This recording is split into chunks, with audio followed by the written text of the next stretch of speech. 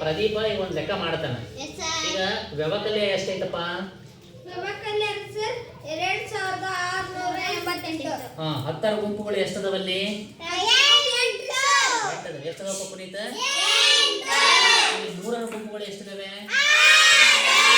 1000ರ ಗುಂಪುಗಳು ಎಷ್ಟಿದಾವೆ? ಸರಿ ಆಯ್ತಾ? ಈಗ ವ್ಯವಕಲ್ಯ ಆಯ್ತು. ಈಗ ವ್ಯವಕಲಕ ನಾನು ಹೇಳಿದ್ದೀನಿ ಅಲ್ವಾ?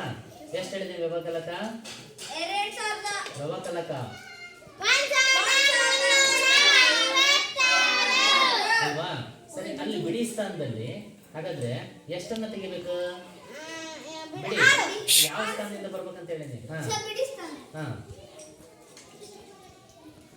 ಹೇಳ್ತಾ ತೆಗಿ.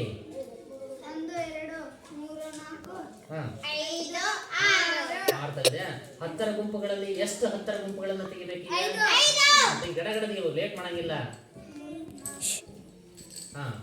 ನೆಕ್ಸ್ಟ್ 100ರ ಗುಂಪುಗಳಲ್ಲಿ ಎಷ್ಟನ್ನ ತೆಗಿಬೇಕು? ಒಂದು ತೆಗಿಬೇಕಾ? ಹಾಗಾದ್ರೆ ವ್ಯತ್ಯಾಸ ಎಷ್ಟು ಉಳಿತಿನ್ನ? ವ್ಯತ್ಯಾಸ ಎಷ್ಟಾಯ್ತು?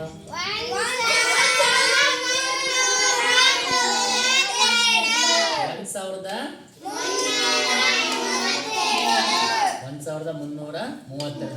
ಎಲ್ಲರದು ಅಷ್ಟೇ ಉಳಿದೈತೆ. ಹಂಗಾದ್ರೆ ಇದು ದಶಕ ರಹಿತ. ಈಗ ನೋಡ್ರಿ, ಈಗ ನಾವು ಮಾಡಿರ್ತಕ್ಕಂಥ ಲೆಕ್ಕ ಸರಿ ಆಯ್ತೋ ಇಲ್ಲ ಅಂತ ಅನ್ಬೇಕಾದ್ರೆ ಈ ತಾಳೆ ನೋಡ್ತಕ್ಕಂಥ ಪದ್ಧತಿ ಹೆಂಗೆ?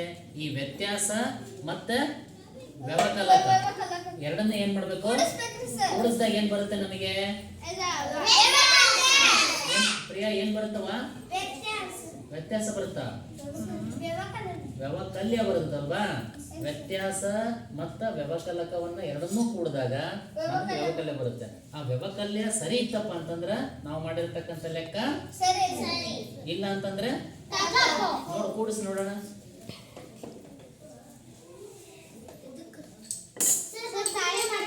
ಯಾವಾಗ ಪಕ್ಕದಲ್ಲಿ ತಾಳೆ ನೋಡ್ಬೇಕು. ಸರಿ ಆಯ್ತಾ? ಸಾಕು.